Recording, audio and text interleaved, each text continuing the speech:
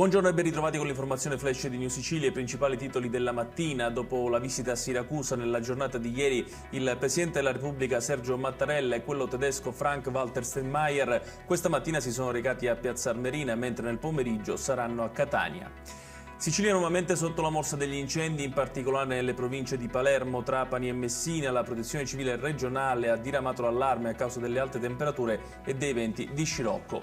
Restiamo in tema di incendi perché la scorsa notte diversi sono stati i roghi, probabilmente di origine dolosa, che hanno bruciato cumuli di rifiuti nel quartiere Zen di Palermo, dove la raccolta non era avvenuta.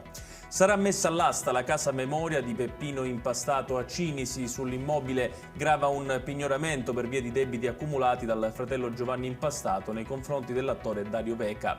Infine, nuovo episodio di violenza all'interno di un carcere siciliano, questa volta a Catania, all'interno della casa circondariale di Piazza Lanza, dove questa mattina un giovane agente è stato brutalmente aggredito da un detenuto catanese.